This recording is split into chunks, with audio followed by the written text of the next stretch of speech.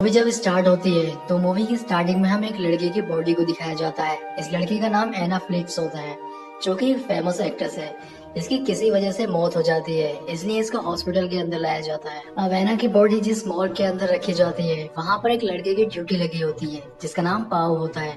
पाओ से उसके दो दोस्त मिलने के लिए आते हैं, जिसमें एक का नाम इवान और दूसरे का जावी होता है।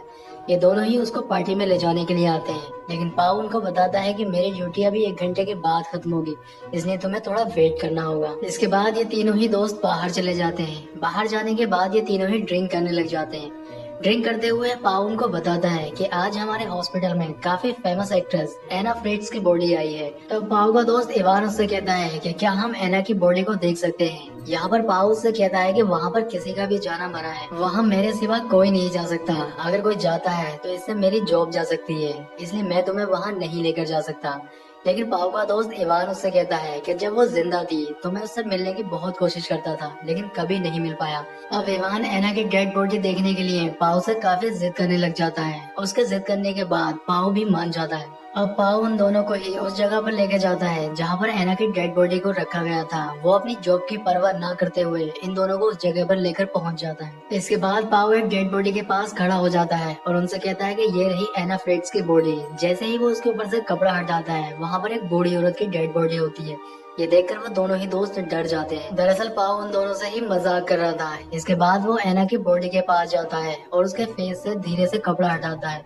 जब वो दोनों देखते हैं तो वो देखकर हैरान हो जाते हैं, क्योंकि एना वाकई में काफी खूबसूरत थी। एना की खूबसूरती देखकर इवान की नीयत खराब हो जाती है। वो उसकी बॉडी से कपड़ा और नीचे खिसका देता है। इसके बाद वो एना की बॉडी को टच करने लग जाता है। इवान का एना की बॉडी को टच करते हुए देख उसके दोनों ही दोस्तों को थोड़ा अजीब लगता है। इसके बाद इवान जावी से कहता है कि तुम्हें भी एना का शरीर टच करके देखना चाहिए। तब जावी भी एना के शरीर को टच करने लग जाता है, लेकिन उसको ये सब अच्छा नहीं लग रहा था और वो अपना हाथ हटा लेता है। लेकिन इवान की एना के शरीर को देखकर नीयत खराब हो चुकी थी और वो उसके साथ अब फिजिकल होना चाहता था, और वो ये सब बात अपने दोनों दोस्तों को बताता है। तब जावी को ये सुनकर थोड़ा अजीब लगता है। वो उससे कहता है कि किसी की डेड बॉडी के साथ ये सब करना ठीक नहीं है। तब पाओ उससे कहता है कि मैंने भी एक डेड बॉडी के साथ ऐसा ही किया था, इसमें कुछ गलत नहीं है, किसी को कुछ पता नहीं चलेगा। अब क्योंकि जावी उनका दोस्त था और उनकी बात मानना उसकी एक मजबूरी थी, जबकि जावी का ये सब करने के लिए दिल नहीं मान रहा था। अब ये तीनों ही दोस्त मिलकर साथ में ड्रग्स लेते हैं, जिससे अपने काम को आसानी से अंजाम दे सके। इसके बाद पाओ और जावी रूम के बाहर चले जाते हैं।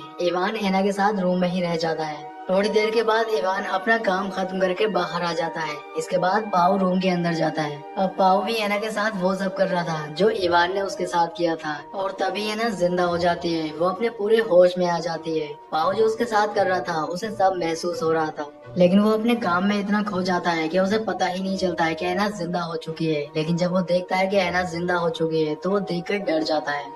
ये सब देखकर पाओ इतना डर जाता है कि वो चिल्लाने लगता है। उसके चिल्लाने की आवाज बाहर जाती है, जिससे उसके दोनों ही दोस्त अंदर आ जाते हैं। तब पाओ उनको बताता है कि एना फिर से जिंदा हो गई है। इवान जब एना को जिंदा देखता है तो वो भी डर जाता है, और वो एक बात और सोचता है कि हमने जो भी इसके साथ किया है वो सब इसको पता चल चुका है। अब ये बाहर जाकर पुलिस को भी बता देगी, इसलिए इवान एना को फिर से मारने के लिए कहता है। लेकिन जावी एना की मदद करने के बारे में सोचता है। वो एना को पानी पिलाता है और उसके शरीर पर कपड़ा ढक देता है। जावी इवान की इस बात से बिल्कुल भी सहमत नहीं था कि एना को फिर से मारा जाए। वो इवान से झगड़ा करता है। वो उससे कहता है कि तुमने जो एना के साथ किया है इसकी सजा तुम्हें जरूर मिलनी चाहिए। इस बात को लेकर इन दोनों ही दोस्तों में झगड़ा होने लग जाता है, और ये झगड़ा इतना ज्यादा बढ़ जाता है कि इवान जावी को बुरी तरह से पीटने लगता है। अब पाओ आकर उनको बचा लेता है, लेकिन जावी के सिर में चोट लग जाने की वजह से वो बेहोश हो जाता है और उसके सिर से काफी ज्यादा ब्लड भी निकलता है। अब ये दोनों ही दोस्त उसको फर्स्ट एड देने का सोचते हैं, इसलिए ये उसको वहाँ से उठाकर ले जाने लग जाते हैं। अब ये एना और अपने दोस्त को एक दूसरे रूम में ले जाते हैं। जावी को दूसरे कमरे में ले जाते वक्त पाउल के कपड़ों पे खून लग जाता है, इसलिए उसे अपने कपड़े चेंज करने पड़ते हैं। तभी वहाँ पर पाउल का स्टाफ मेंबर आ जाता है। उसे देखकर एना चिल्लाने की कोशिश करती है, लेकिन वो बोल नहीं पा रही थी, क्योंकि एना के अंदर इतनी भी जान नहीं थी कि वो कोई इशारा उसे कर पाती। वो अपने हाथ हिलाने की कोशिश करती है, लेकिन अपने हाथों को भी नहीं हिला पाती है।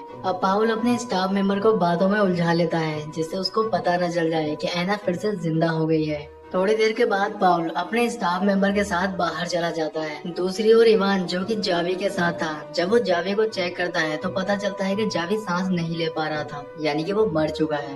थोड़ी देर के बाद पाव भी रूम के अंदर आ जाता है। जब पाव को ये पता चलता है कि जावी मर चुका है तो उसे काफी बुरा लगता है। वो रोने लग जाता है क्योंकि उनकी एक गलती की वजह से उन्होंने अपने दोस्त को खो दिया है। यहाँ पर इवान पाव को समझाने लगता है। वो उससे कहता है कि ये सब जो हुआ इसमें हमारी कोई गलती नहीं है, ये सिर्फ एक एक्सीडेंट था। अब क्योंकि ऐना भी उनकी ये सारी बातें सुन रही थी, तब ऐना उनसे कहती है कि तुमने जो भी अपने दोस्त के साथ किया है या तुमने जो भी मेरे साथ किया है ये सब मैं पुलिस को बता दूंगी, तुम्हें पुलिस छोड़ेगी नहीं। इसके बाद इवान पाव को लेकर बाहर आता है। वो उससे कहता है कि पुलिस को अगर इस बारे में पता चल गया तो हमारी जिंदगी बर्बाद हो जाएगी और हम ऐसा कभी नहीं होने देंगे। इसके बाद इवान एक प्लान बनाता है। वो पाव से कहता है कि सबसे पहले हमें जावी की बॉडी को ठिकाने लगाना होगा, क्योंकि अगर बॉडी पुलिस के हाथ लग गई तो हम पकड़े जाएंगे। और हमें ऐना को भी मारना होगा, क्योंकि अगर ऐना जिंदा रही तो उसकी वजह से भी हम फंस जाएंगे। अंदर ऐना अपने आप को बेड से नीचे गिराने की कोशिश करती है और वो अपने आप को नीचे गिरा लेती है। इसके बाद वो जावी की जेब से मोबाइल निकाल कर किसी को कॉल करने की कोशिश करती है, लेकिन तभी इवान और पाव वहाँ पर आ जाते हैं और उसके हाथ से फोन छीन लेते हैं।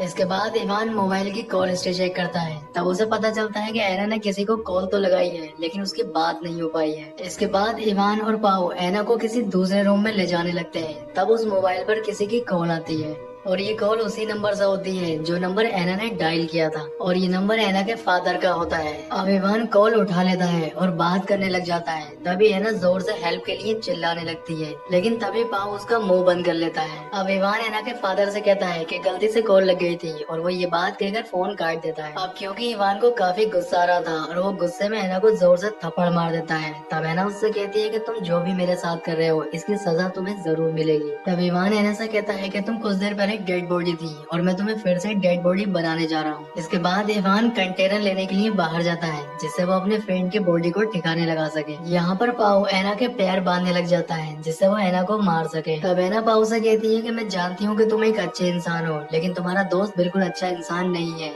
तुमने मेरे साथ कुछ नहीं किया है। तुम्हारा दोस्त एक झूठा इंसान है और उसने ही तुम्हारे दूसरे दोस्त को भी मारा है। तब पाव ऐना से कहता है कि मैं जानता हूँ कि जावी को उसी ने मारा है, लेकिन ये सिर्फ एक एक्सीडेंट था। उससे जो भी हुआ ये सब अनजाने में हुआ था। तब ऐना उससे कहती है कि तुम्हें कुछ पता नहीं है। जब तुम अपने स्टाफ मेंबर के साथ बाहर गए थे तब उसने ही तुम्हारे दोस्त का गला घोटकर उसे मारा है। अब ऐना की ये बात सुनकर पाव सोच में पड़ जाता है, लेकिन फिर भी वो उसके मुंह पर टेप लगा देता है और इसके बाद वो वहाँ से बाहर चला जाता है। पाव के बाहर जाने पर ऐना अपने आप को खोलने में कामयाब हो जाती है और रूम के अंदर से खिसकती हुई वो बाहर आ जाती है। जब इवान वहाँ पर पहुँचता है तो ऐना वहाँ नहीं होती है। अब वो ये बात जाकर पाव को बताता है। ये दोनों ही ऐना को ढूंढने लग जाते हैं। आगे हमें दिखाया जाता है ऐना खिसकते हुए लिफ्ट के पास पहुँच जाती है। अब वो लिफ्ट का दरवाजा बंद कर ही रही होती है, तभी इवान वहाँ पहुँच जाता है और वो फिर से ऐना को वापस ले आता है। आगे हम देखते हैं कि पाव इवान से कहता है कि तुमने ही जावी को मारा है। तब इवान उससे कहता है कि हाँ, मैंने ही जावी को मारा है, लेकिन वो सिर्फ एक एक्सीडेंट था।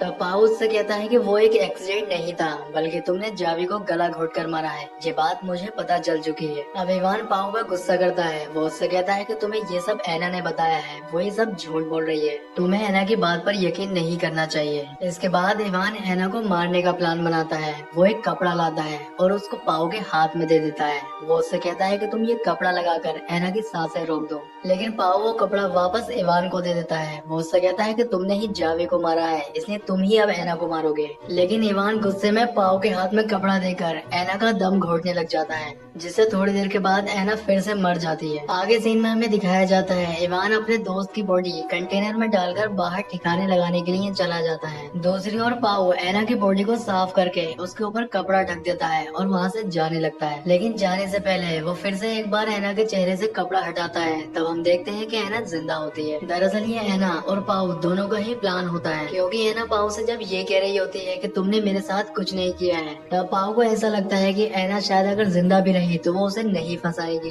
तब वो उसके साथ मिलकर ये प्लान बनाता है। जिस समय पाव ऐना के मुंह पर कपड़ा रखकर उसका दम घोटने की कोशिश कर रहा होता है, उस समय ऐना मरने की सिर्फ एक्टिंग करती है। आगे सीन में हमें दिखाया जाता है कि इवान अपने दोस्त की बॉडी को ठिकाने लगाकर वहाँ आ जाता है अब पाओ और इवान दोनों ही वहाँ से निकल जाते हैं। बाहर आने के बाद इवान को याद आता है कि वो अपना आईडी कार्ड अंदर ही भूल गया है, इसलिए वो आईडी कार्ड लेने के लिए अंदर जाने लगता है। लेकिन पाओ इवान से बहाने करता है जिससे वो अंदर ना जाए, क्योंकि वो जानता है कि अगर वो अंदर गया तो वो एना को जिंदा देख लेगा। लेकिन वो उसकी बात नहीं सुनता है और अंदर चला जाता है। अंदर जाने के बाद उसे पता चल जाता है कि एना जिंदा है। एना को जिंदा देखकर वो पाओ पर गुस्सा करने लग जाता है, लेकिन वो पाओ को मारना नहीं चाहता था, इसलिए वो उसको छोड़ देता है। तभी पीछे से आकर एना इवान पर हमला कर देती है। वो कैंची से उसके गले पर हमला करती है, जिसकी वजह से वो नीचे गिर जाता है और उसकी मौत हो जाती है। तब पाओ एना से कहता है कि ये तो हमारे प्लान में था ही नहीं, तुमने इसको क्यों मारा। लेकिन तभी एना पाओ पर भी हमला कर देती है, जिसकी वजह से उसकी भी मौत हो जाती है, क्योंकि एना अपने आप को जिंदा बचाने के लिए सिर्फ पाओ का इस्तेमाल कर रही थी,